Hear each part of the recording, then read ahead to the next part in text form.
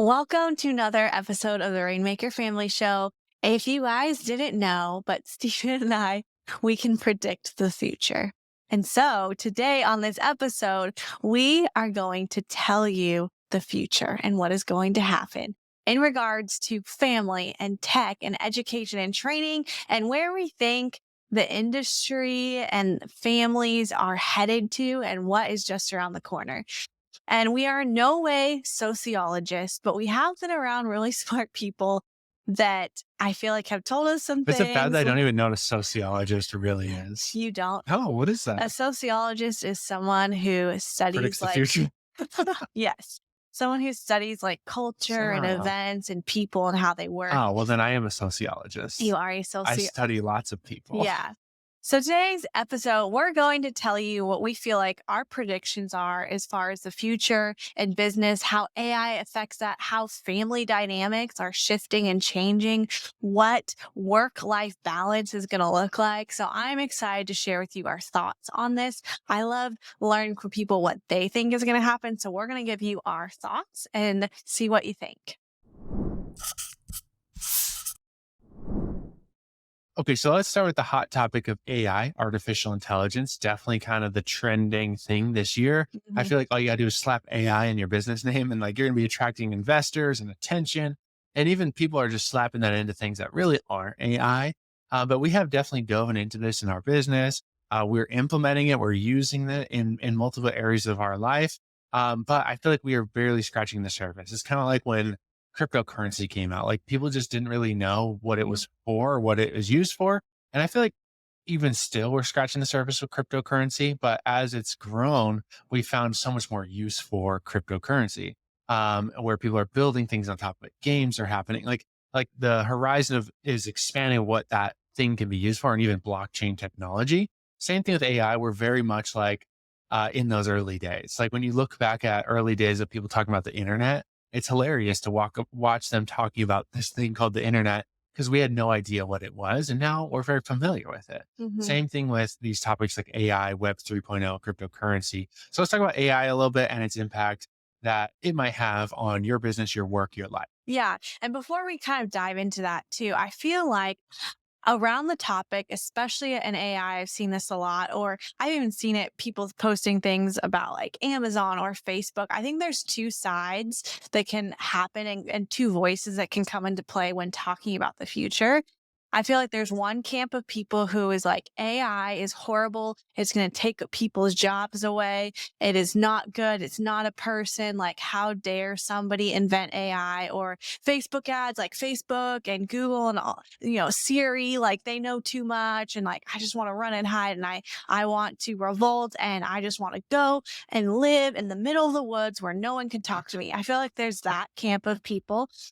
And then I feel like there's another camp of people who are like, this technology has already been created. It's probably been created forever ago, but now it's just bringing it to the public. And how can we harness and embrace what is already going to happen and make change for the good in the world with these advances and with these technologies? And Stephen and I definitely fall into that camp, even more so Stephen, like he will challenge your mindset on this, which I really appreciate as far as like these things are already evolving and you can always look at something and have a negative perspective or have a positive perspective. And Stephen and I, we always want to have a positive perspective. And as long as we are on the earth, as long as our family is alive on the earth, we want to spread kindness and goodness and joy and have that perspective of things. And I know that there is intense like hardship and slavery and really wrong things that do happen every single day in our world that I don't want to be naive that they're happening. They are happening, but how can we come alongside of and use our knowledge and use these tools to better help those people? How can like AI, I'm just saying this, I don't know if there's a thing or not, but like how can AI end human trafficking and and human slavery that is going on that like does grit my heart intensely, or like poverty, like how can we use these things to end that? And Yeah. so I think these can be used for good. I think that money is a tool, and oftentimes, like, how can we build businesses and build families that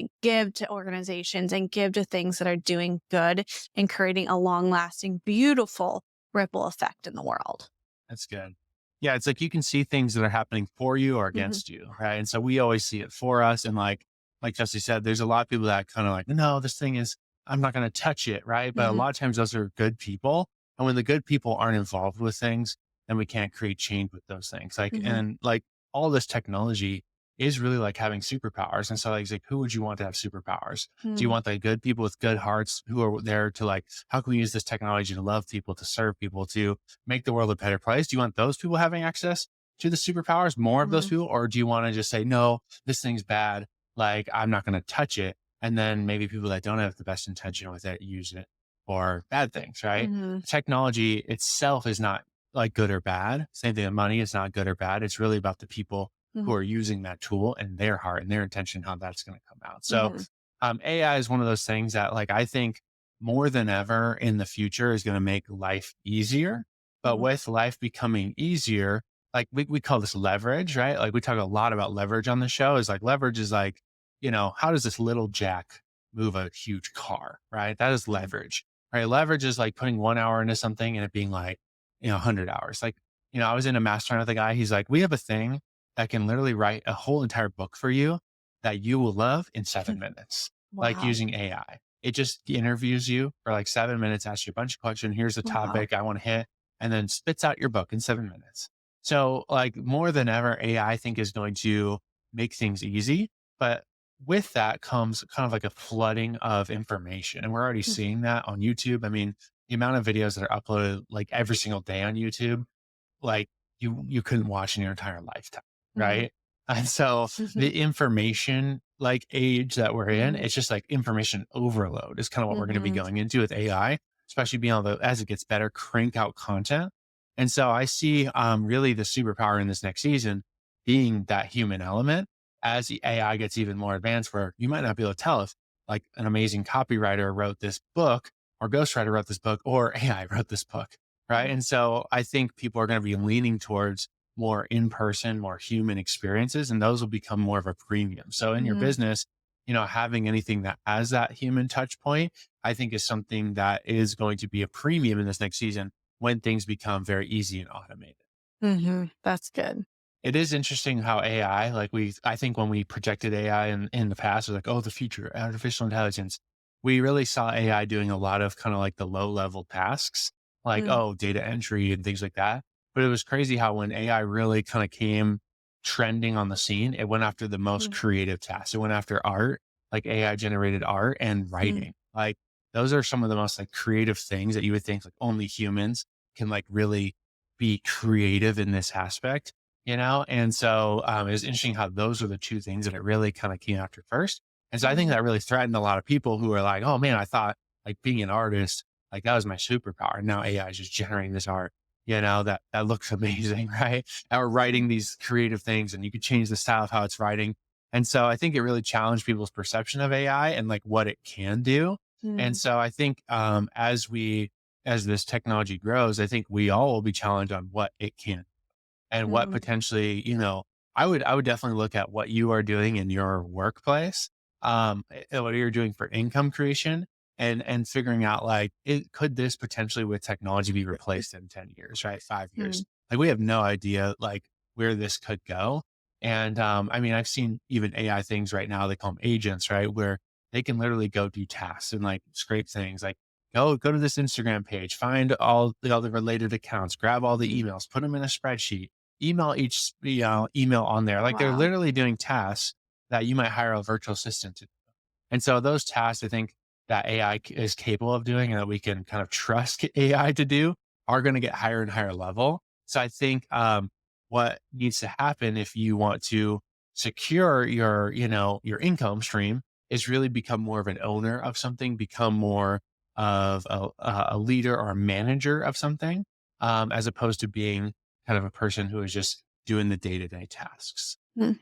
I think what you touched on, Stephen, about in-person experiences, will become a premium. Like that to me is big. Like I already feel like in the coaching space, we've seen that in business masterminds. It's like, these touch points with the founder or the person, like how that has kind of leveled up. And I feel like, there's group coaching, there's one on one, Mhm. there's just, one to many, like all of these things, like that has even leveled up what people's expectations are.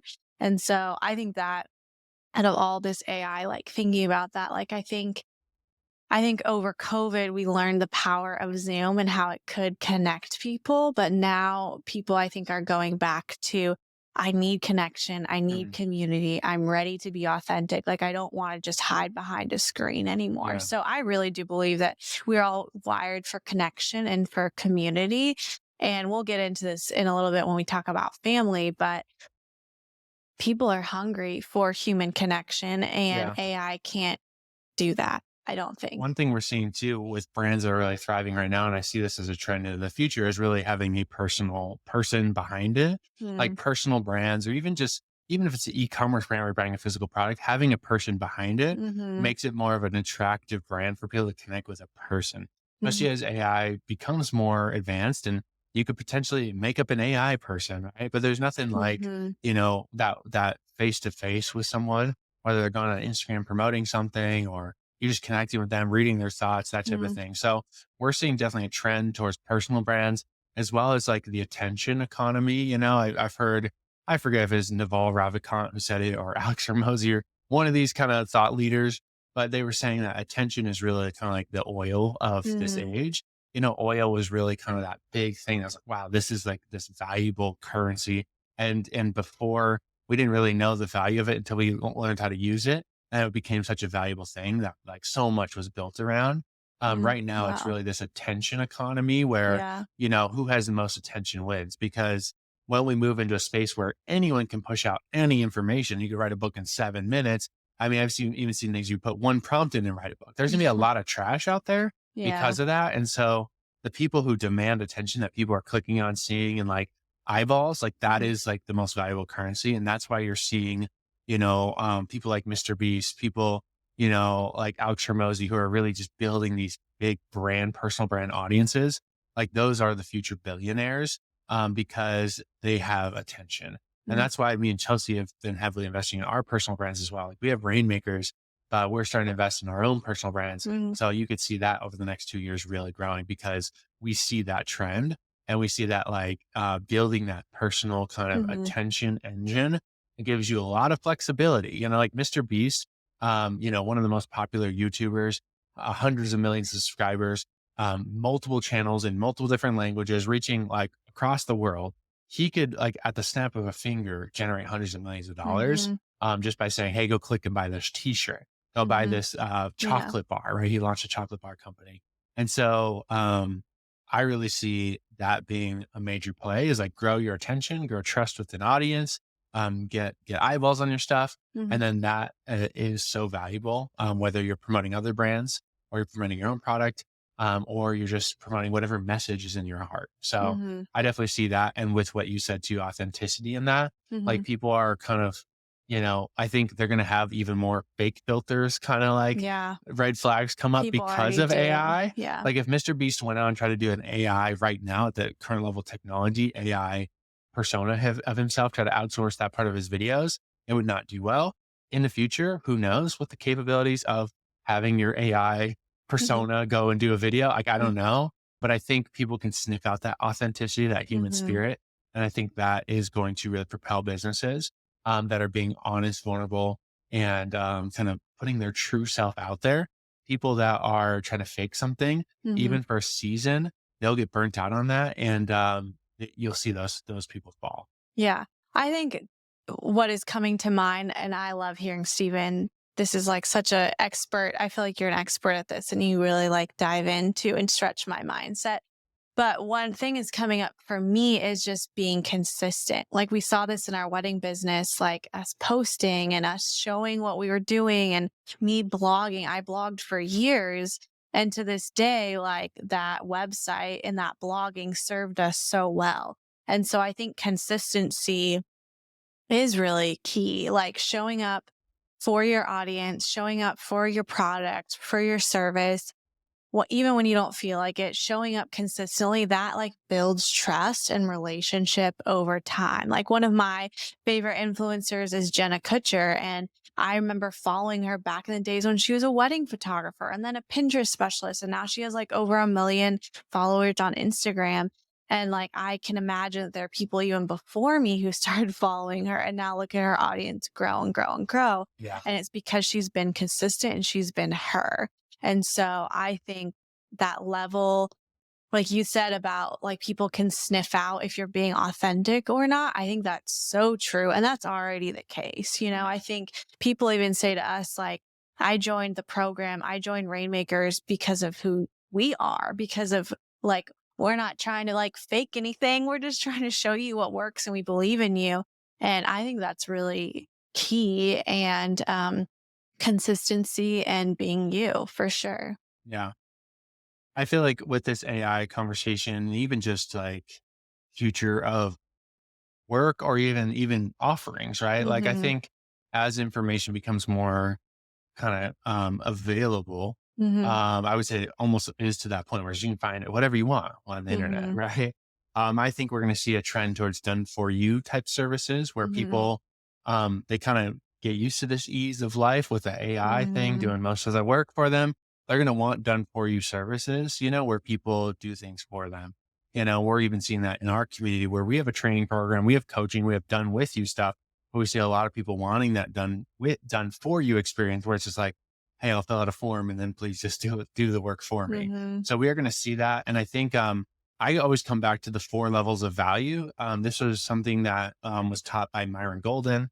And he teaches this in even more in depth. I'll give you like the high level overview, which is basically there's 4 levels of value. And when you think of like work in the future or bringing in income for your family in the future, you need to remember that dollars always follow value. People always trade money for things they Mhm. value. And so why I'm saying like a lot done for you stuff will be in the future because people will value their time and they just, Mhm. they'll be used to having more time. So they don't want to, they're not going to be wanting to do the work as much anymore. Mhm. And we're even seeing that like people just like, it's harder to like, we have a lot of friends that have businesses. It's hard to hire people sometimes right now to do stuff because, they don't want to do the work. Right. So, Mhm. level one in the 4 levels of value is really implementation, where you are the person doing the thing. Mhm. You're using your hands to do work. You're baking the cake. You're clicking the button on the camera. You're digging the ditch, right? Like Mhm. even if you're a heart surgeon, right? Like that is a high level one, where it's like a very, very highly paid skill set, but you are using your hands. So your income is really limited to your own physical labor. And so you always have a ceiling because you only have Mhm. so much time and you only have 2 hands, right? Isn't that I just wanna pause for a minute because, like, doctors, lawyers, growing up, at least for me, that was, like, the top of How's the the top. ceiling? That was the ceiling. It was like, Yeah. doctors make so much money, and you can make great income as a doctor. I'm not bashing Yeah. healthcare or any other professional, and if you feel like that is where you're supposed to be, that is so awesome, and we need you. We need people. I need, like, the coffee worker to make me a coffee at the store. I need the Yes. retail Don't worker, stop. like, don't But stop. if you're listening to the show, you might be thinking beyond level one because Yeah. level one is limited. If you stop doing things with your Mhm. hands, money stops coming in. It's a Yeah. direct one, input one, output one, right? Mhm. You put this time in, you make money. Yeah. So it's dollars for hours is another way we say it. That's level one. I think with AI, a lot of people are going to just automatically kind of level up to level two in some of their work situations where now you're using artificial intelligence. So level one, two Mhm. is where you are managing the people who do the things, or I should now say you're managing people and AI who do the things. Mhm. And so I think looking at your current work or your current income, start thinking about how you can develop your management skills, how you can Mhm. use, your words, to like help AI do your work, right? Or help a Mhm. person underneath you do your work, because that is a move. Like almost everyone's going to move from level one to level two. There will be definitely a lot of level one stuff, Mhm. still. But it'll be like the people working on the robots who are doing the heart surgery, right? And the Mhm. people working on, the robot who's doing I don't know, the baking the cake or who knows what, right? So, but Mhm. that is like what is coming. So, And it um, already is, it like, already there are already is. stuff So level happening. two, and with each of these levels, it's a higher level of value. And so there's more like you get an income increase with each level. Level 3 is using your words to create wealth. Your words as be authors, as be actors, as be people like us, training, teaching, Mhm. podcasting. We're using our words to create wealth. We're also using our words to create systems for our people who manage Mhm. people who do the thing. So we are kind of like creating an organization, like an ecosystem. And then there's Mhm. level 4, which is imagination. And this is really where you just, your ideas create wealth. And you have, level 3 communicators that communicate to the level Mhm. 2 managers who have the level 1 and AI people doing this stuff. And so the billionaires, the Walt Disneys, the Elon Musks of the world, right? Mhm. Those are these Imagineers, right? Who just like, I have an idea for a flamethrower. Elon Musk does, and then boom, the flamethrower is basically made, Mhm. right? Like he's not in there tinkering with the flamethrower. Mhm. And so those are really the 4 levels of value. So I would look at those as you look at your current work situation and just say, how can I level up? That's really what we help people do in Rainmakers is go from level 1 to level 2 by leveraging Amazon, having Amazon work for you and having them do a lot of the heavy lifting in your business. Mhm. But there's so many ways to level up, right? And start offering more value to the Mhm. marketplace to increase your income while also increasing your time leverage. Yeah. I love talking about education and tech and all those things, and we might circle back to that. But another one that we want to kind of predict the future about is in regards to family and family life. And this is really a big one for us because we really feel like, well, we don't feel like we know that we are on mission to impact families and create these thriving legacies for our moms, for our dads, for the family in the world. And Steve and I have such a heart for thriving families. And we realize that there are a lot of broken families in the world, a lot of absent dads and hardworking single moms and single dads and all of it in between. And so we just have such a heart for family connection and healing from any past trauma and just being able to raise world changers, but you yourself being a world changer. And we were recently at an event talking about like thriving family legacy and how to build that. And it really got us thinking. And one of the things that they talked about was actually how culture and how TV shows, if you look back, you can see how those TV shows almost predicted and did predict like what happened in society in regards to family and culture desires in that timeline. For instance, World War II shaped a lot of culture even back then to where we are today. So, World War II, we had won, soldiers had money, and they had this. That's where kind of like this American dream kind of Yeah. came from. They I mean, had coming out of the money. Great Depression Yeah, too, right? yeah, So they had nothing in yeah. World War II, right?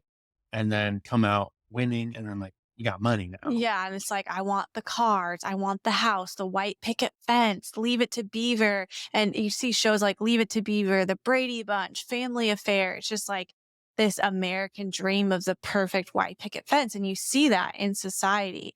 And then the 60s and 70s moved to more independence, kind of like that hippie free spirit movement. You don't want the white picket fence. You want to be able to travel and go Yeah. And I places. think a lot of in that World War II, a lot of people had kind of stricter parents that wanted that perfect family, but Mm, that kind of was almost like a strict religious spirit on it that mhm, a lot of the 60s and 70s was moving away from that. Like, I want freedom. I want to break away from that. mhm, And so we saw the TV shows like in the narrative kind of in the culture shift mhm, to basically my parents are dumb, right? And my friends are my mhm. and so there's shows like Seinfeld, right? Friends, like these are the popular shows that came out that were kind of like calling out what culture was happening with family was like Friends became my family. Mhm. My parents, I don't know, like I want to disconnect from that. I want to go with my friends. Mhm, and then with Gen Z, reevaluation of family, even if it was messy. So you have like Modern Family, Parenthood, This Is Us. I remember Chelsey would be watching those shows and I'd be like, this is stressful. Yeah, Cause the like these yelling. shows, like they're just like yelling, there's conflict. And Yeah. I was like, I don't like this. Like, I want to go back to the Cosby show and like, I want to go back to like Fresh Prince of Bel Air, like fun family. Right. Yeah. But like Gen Z was really like hungry for like, let's do family even if it's messy. Mm, And if there's conflict, cause that's more real life, like authenticity. mhm, Right. So we saw this shift from World War II, like kind of those shows, like where it's like mhm, everything's perfect. And it was like, well, maybe like this is perfect. My friends are perfect. To Gen Z, we're like, okay, we're coming back to family, but it's gonna be messy, right? mhm.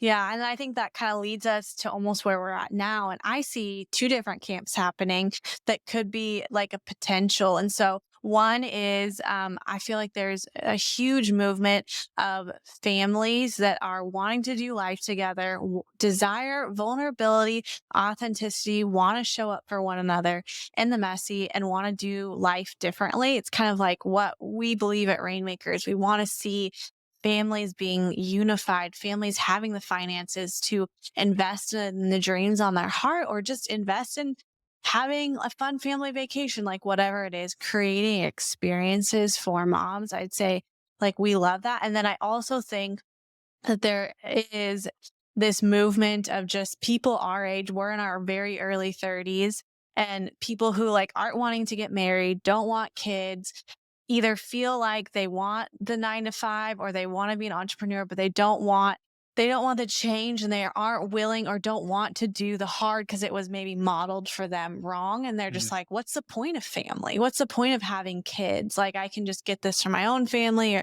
or just not like disconnection, but just not desiring like a marriage or or kids or things like that. Mm. What do you have Yeah. to say about that? So I think like that is kind of two pathways that we do see people choosing into right now. And I think what will continue in the future. One is kind of like a disconnection from family entirely, oftentimes rooted in some sort of offense of like someone hurt me, which I totally get. That happens. Hmm. And people are messy. But then Hmm. they kind of disconnect, and we're almost coming back to kind of like almost the friends, see, like where it's Hmm. like I have like my tribe, my people. Maybe it's a couple close friends. Maybe it's like your work environment. Maybe it's like, you know, yeah, hobby you're into or something like you find like your Hmm. tribe and like those are your people. But then we do see a big movement like, and we want to be pioneers in this movement of families that are fighting for Hmm. connection, for unity, like even through the messy. Me and Chelsey are big into like protect the connection. And Hmm. like when there's conflict, lean into each other. Don't disconnect. Cause it's like the easy way is to like the easiest thing to do when there's conflict is to disconnect and just Hmm. split and don't talk to each other. And like that's easy. Um, but the hard thing to do is actually talk about it and grow up Hmm. because of it, right? When you lean in conflict, like you can find even deeper connection if you can go through it. Hmm. And so, but both parties do have to be willing to lean in, Hmm. right? Like everyone in Yeah. the family has to be willing to lean in. You can't like force someone to lean in. Yeah. And so we are seeing now that there is a move towards intimacy with families. There's a move towards fathers that are more emotionally and Hmm. physically present, like even just being in tune with their emotions, Hmm. and moms who have done kind of the heart work to love and nurture and to be healthy and healed, right? Hmm. And so that is definitely, I think, who we attract in Rainmakers are people that are willing to do that self transformation Hmm. on behalf of not just them but their families and their kids. Yeah. I had a woman speak to me. She told me this when we first met. We were just sharing our businesses. Mhm. She's very successful in the wealth industry, and I really, really look up to her and her husband and their marriage. She's probably, and I don't want to like out age her, if that's a word. I don't want to say she's older than she is, but I'm guessing she's like late 40s, very early 50s. And she came up to me after I was explaining about Rainmakers and our hearts for this. And she said, Chelsey, like, when I was your age, I wish that I had somebody like you in my life to point me and to show me that I can have this very successful, very driven career, but I can also have a family too. And you can have both. And she's like, I didn't have anybody in my life back then. And she kind of, I think, was raised in like a man's going to do everything. And I think she kind of rebelled in college. And even when she met her husband, like, ugh, I don't want this because it was so controlling and so awful. And I completely understand.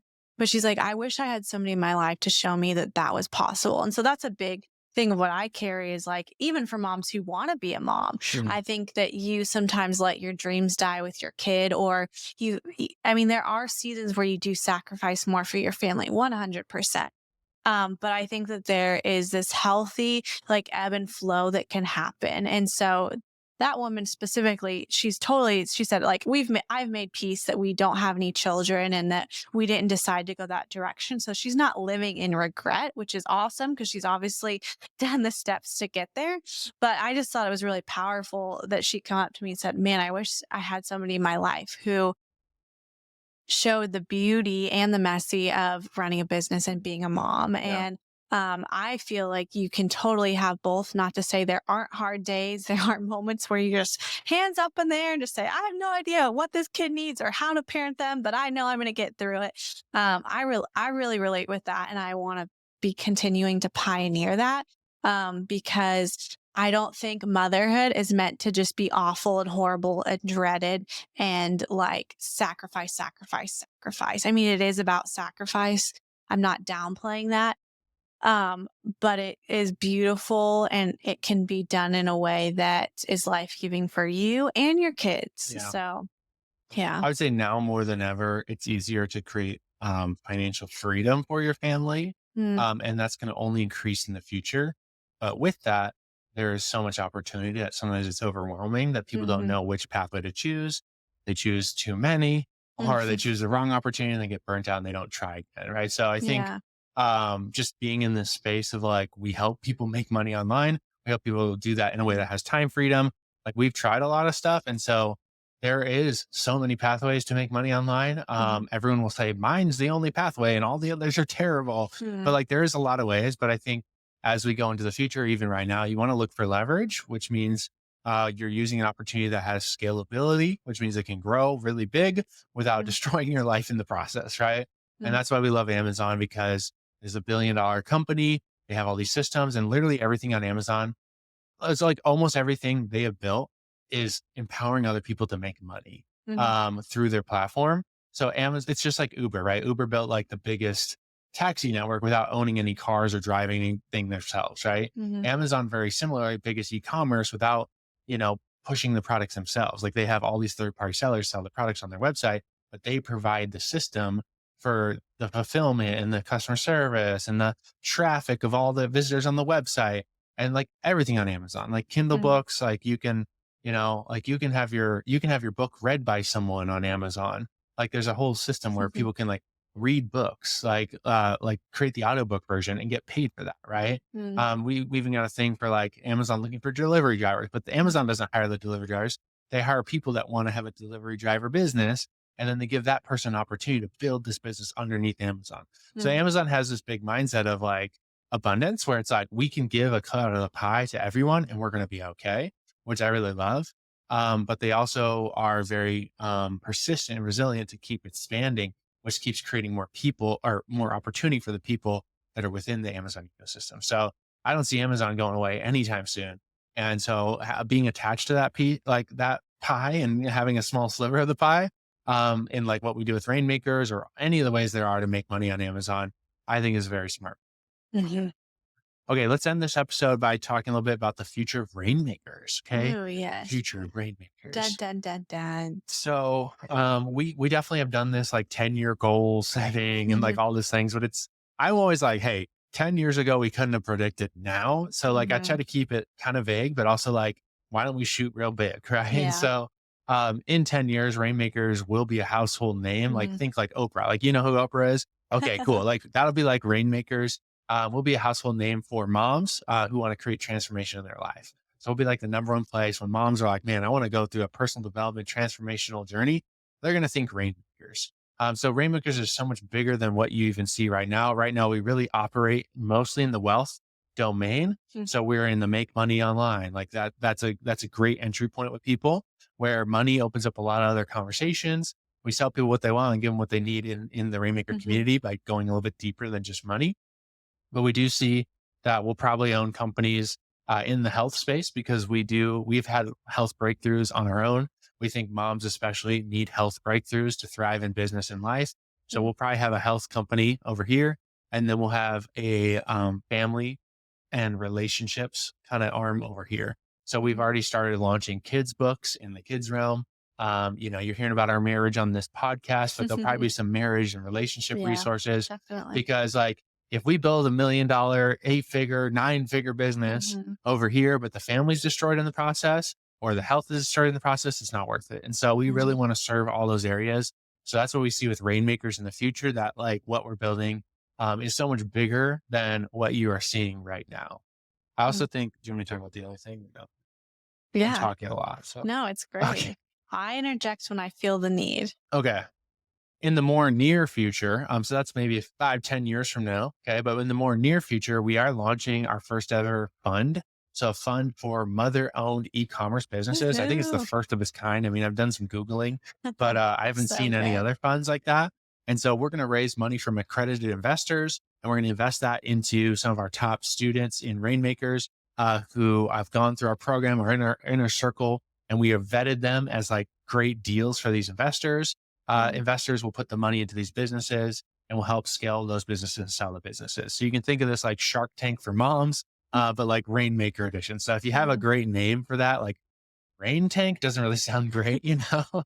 So if you have a great name for that, who knows? Maybe we'll document the process Mm. and it's going to be a lot of fun. So we'll be opening up that fund in the next year, to start basically helping students in our community, these moms who own these e-commerce brands, help them really take these brands big, even off Amazon, to scale and then even exit those brands potentially, but also help accredited investors who want to park money in e-commerce and this growing ecosystem that is going on with Amazon, and help them get awesome returns on their money as well. So we will be the middleman between those two and help facilitating and helping advise and scale and sell those brands. Mhm. So cool.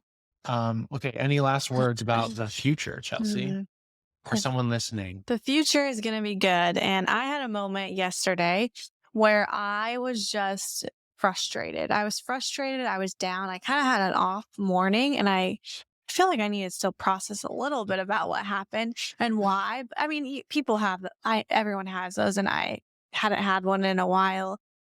And I think what it really came down to is we use this word visionaries a lot. Steve and I are very much visionaries. We see the future.